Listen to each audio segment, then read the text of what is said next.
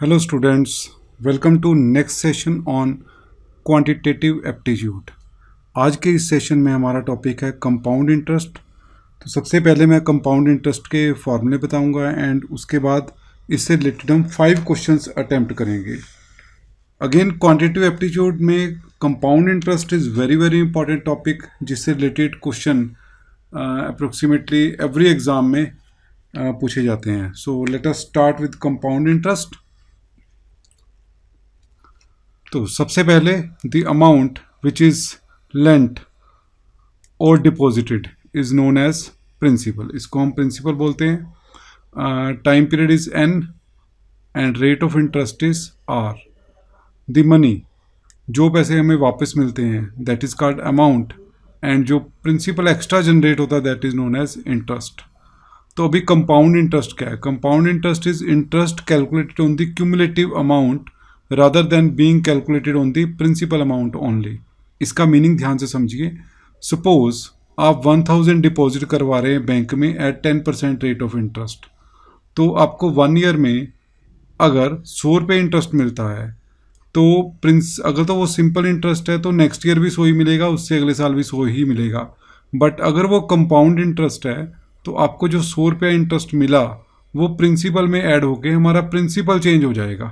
Means the interest is cumulated to the principal, so that's why it is known as compound interest।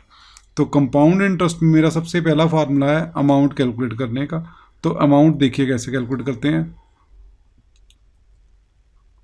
Amount calculate करने के लिए my formula is a is equal to p multiply 1 plus r by 100 raise to the power N.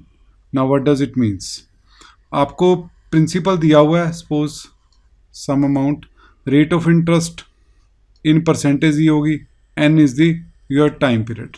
तो आप जब इस फार्मूले में put करेंगे तो आपको अमाउंट मिलेगा। ये formula, this formula is for amount not for interest. अगर आपने कंपाउंड इंटरेस्ट निकालना है तो compound interest is given by amount minus principal. So ये मेरा कंपाउंड इंटरेस्ट का फार्मूला और ऊपर वाला formula is related to my amount. So ये 2 फार्मूले हो गए आपके। ये फार्मूला आप तब लगाओगे जब रेट और एन दोनों के यूनिट सेम होंगे और कंपाउंडेड एनुअली होगा। मीन्स अगर आपका इंटरेस्ट एक साल में एक बार कैलकुलेट हो रहा है, कंपाउंड हो रहा है, then this formula is sufficient. Now next formula. Now कई बार क्या होता है कि जो इंटरेस्ट की रेट है वो एक साल में k टाइम्स कंपाउंड होती है। इसका मतलब क्या है? सपोज अगर आपको बैंक इंटरेस्ट दे रहा है 10% पर एनुअम पे, बट वो इंटरेस्ट कंपाउंड जो हो रहा है एवरी 6 मंथ हो रहा है या एवरी क्वार्टरली हो रहा है, तो आपका पिछले वाला फार्मूला लगेगा, उसमें थोड़ी सी चेंज आएगी। सपोज आपका अगर interest k times per year compound हो रहा है तो फार्मूले में क्या चेंज आएगी? जो रेट ऑफ इंटरेस्ट है वो आपकी k से डिवाइड हो जाएगी और जो टाइम पीरियड है वो k से मल्टीप्लाई हो जाएगा। So my formula becomes r by k और ऊपर मेरा पावर में बन जाएगा k टाइम्स n। जैसे एग्जांपल, सपोज अगर आपका जो बैंक है आपका इंटरेस्ट जो है हाफ ईयरली पे कर रहा है, तो half yearly means every year 2 times, तो उस केस में जो आपकी रेट पर एनुअम है वो 2 से डिवाइड हो जाएगी, r बाय 2 हो जाएगा और टाइम पीरियड आपका 2 से मल्टीप्लाई हो जाएगा। मीन्स अगर आपको 4 ईयर दिया हुआ है तो वो कितने हाफ ईयर बन जाएंगे? 8। जैसे आपको 10% पर एनुअम रेट दी हुई है वो तो रेट कितनी बन जाएगी? 10 बाय 2। सो सिमिलरली अगर आपको क्वार्टरली दिया हुआ है तो रेट 4 से डिवाइड हो जाएगी, टाइम ऊपर जो न्यूमरेटर है वो 4 से मल्टीप्लाई हो जाएगा। सो ये आपने ध्यान से देखना कि क्वेश्चन में कि जो रेट है कंपाउंड इंटरेस्ट है वो कितनी देर के बाद अप्लाई हो रहा है, मीन्स कितनी देर के बाद कंपाउंड हो रहा है। एनुअली है, क्वार्टरली है, हाफ ईयरली है, मंथली भी हो सकता है, वो डेली भी हो सकता है। तो मंथली में ये 12 हो जाएगा फैक्टर, डेली में 365 एंड 365 हो जाएगा। नेक्स्ट, नाउ समटाइम्स क्या होता है कि मेरे पास जो अमाउंट है वो प्रिंसिपल से डिक्रीज भी हो सकती है, like in case of machinery.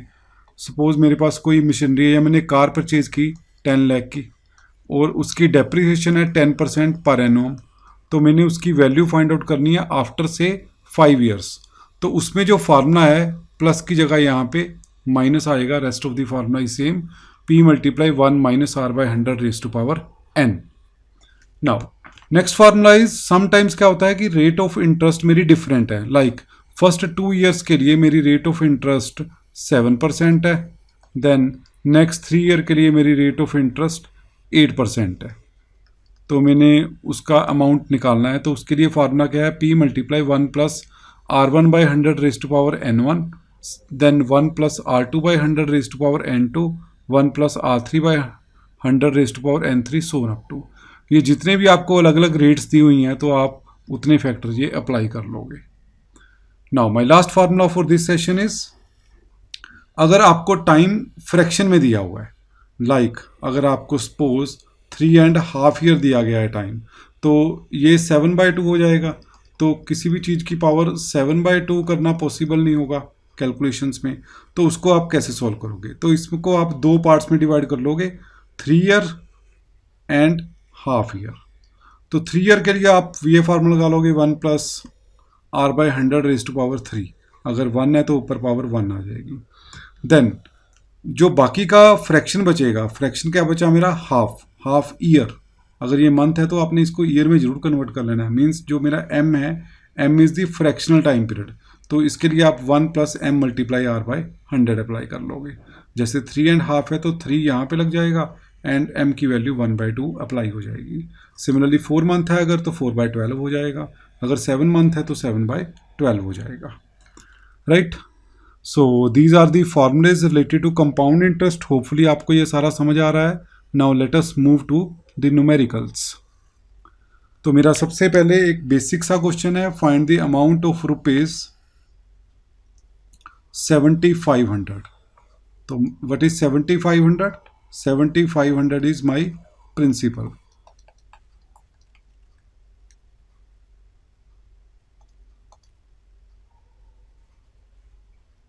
Principal is 7500 at rate of 4% per annum for 2 years. Time is 2 years, or you can say it is n is 2 years. Now इस क्वेश्चन में अगर आपको कंपाउंडेड कुछ मेंशन नहीं है तो बाय डिफॉल्ट कंपाउंडेड एनुअली ही होगा, क्योंकि रेट पर एनुअम में है और टाइम ईयर्स में है। तो माई फार्मूला आप अप्लाई करोगे, a is equal to p1 plus r by 100 raise to the power n।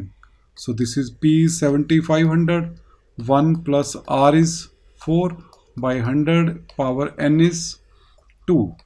तो इसको जब कैलकुलेट करोगे तो this is 7500 multiply this is 1, this is 25, 25 plus 1 is 26 by 25 raised to power 2, so this will appear 2 times. You can cancel it out, 25 3s are 75, 300, then 25, 300, this will comes out to be 12. So 26 into 26 into 12, this is your 8112 rupees. So this is my amount. Now second question. तो इसमें आपने second question में आप read कीजिए statement, find compound interest for rupees 5600। Again जो 5600 है, this is my principal for 1.5 years, this is my time and 10% per annum, this is my rate। Compounded again annually दिया हुआ है, तो इसमें आपको जो टाइम पीरियड है that is in fraction 1.5 year means 1 year and half year. तो इसका फार्मूला लगाएंगे 5600 प्रिंसिपल इंटू 1 प्लस, पहले इसको आप इंटीजर पार्ट लोगे, इसका आप 1 year प्लस हाफ ईयर, इसको आप ऐसे लिखोगे। तो इसका फार्मूला आप फ्रैक्शनल ईयर वाला लगाओगे, तो 1 year के लिए R is my 10% by 100 raise to power 1 and जो बाकी फ्रैक्शन बचा 1 plus M is my half into 10 by 100, right. So this was my last formula जो आपको बताया था वो मैंने अप्लाई किया है। तो आप पिछली स्लाइड करके फार्मूला देख भी सकते हैं अगर देखना चाहें तो multiply this is my 1 0 cancel out, 10 plus 1 is 11/10 multiply this 2 5s are and 5 20. तो 20 plus 1 is 21 by 20. Again, you can calculate it, and this comes out to be 6468 rupees. So this is what we get amount. अब आपने simple compound interest क्योंकि find करना है, तो 6468 में से आप 5600 माइनस करके you can get the required compound interest. तो कंपाउंड इंटरेस्ट में लास्ट में अपने अमाउंट में से प्रिंसिपल माइनस कर देना है. Now let us move to next question. Find compound interest. Again आप इसमें आपने कंपाउंड इंटरेस्ट फाइंड करना है of ₹1200 for 1 year. Again, what is 1200? 1200 is my principal. For 1 year is my n at 10% per annum rate. बस इसमें difference क्या है, compounded half yearly है. तो कंपाउंडेड हाफ ईयरली है तो फार्मूला क्या लगाओगे आप, अमाउंट का p multiply 1 plus r by 2 हो जाएगा यहाँ पे, और ऊपर 2 मल्टीप्लाई n हो जाएगा. तो p is my 1200 multiply 1 plus r is 10 by 2 5 and 1 year is equal to 2 half year. 2 into 1 is, so यहाँ पे 2 आ जाएगा. क्योंकि आपने कंपाउंड इंटरेस्ट निकालना है तो आप कंपाउंड इंटरेस्ट के लिए बाद में -1200 भी डायरेक्टली कर सकते हैं, माइनस p कर देना मैंने. तो 1200 इंटू इसको सॉल्व कीजिए, you will get this as 5 20s are 20 plus 1 21 by 20 into 21 by 20 minus 1200. Again you can solve this. 0 0 2 0 cancel out, then 2 2s are 4 4 3s are 12. So 21 into 21 into 3, this is 1 3 2 3 minus 1200. So on subtracting you will get 1 2 3 rupees as compound interest. So hopefully आपको सारे ये question समझ आ रहे हैं. Let us move to next problem. My next problem is, again read the question. A sum of money become 8 times in 3 years. You have to find rate of interest. तो इस question में आपने rate of interest find करना है. Formula मेरा वही है, उसमें 4 quantities are there. A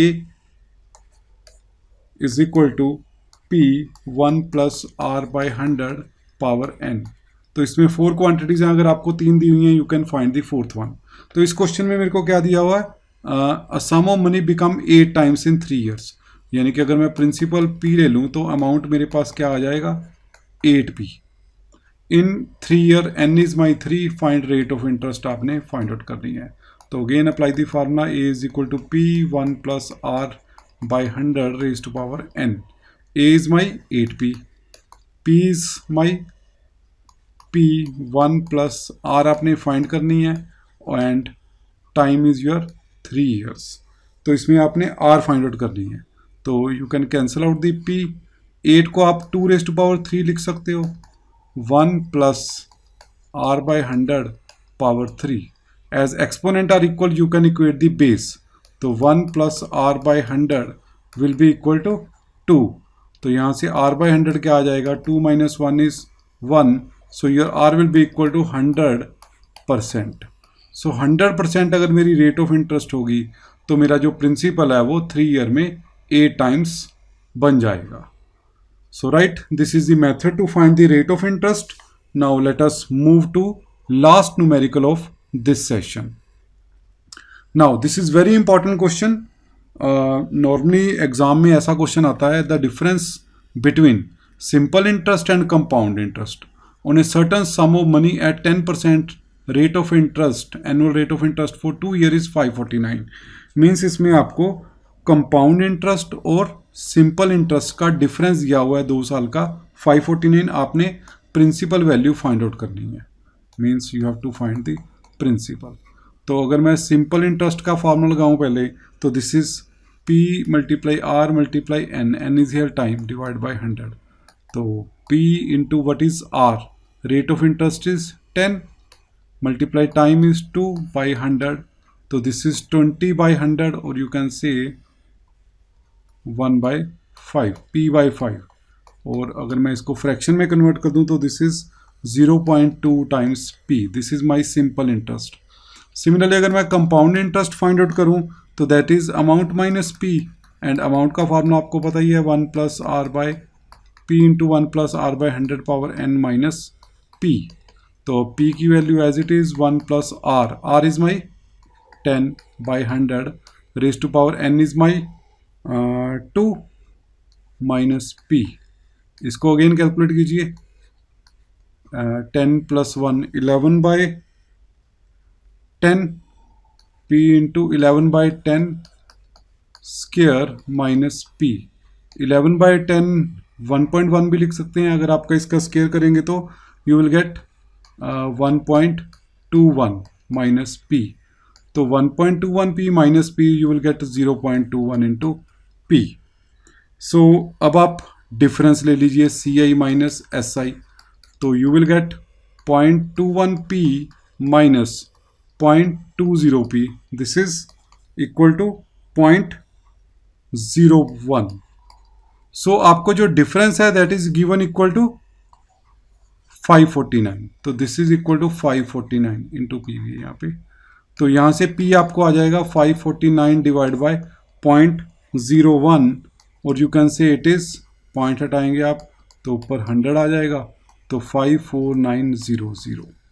so this is how you can calculate the value of principal from the difference of simple interest and compound interest for a given period of time जब आपको दिया गया होगा. So these were my 5 numericals for compound interest. Hopefully आपको ये सारे clear हो गए होंगे. So you can now attempt some more questions on compound interest. Thank you for watching. Stay connected for more session. If you have understood, please like and subscribe the channel. Thank you.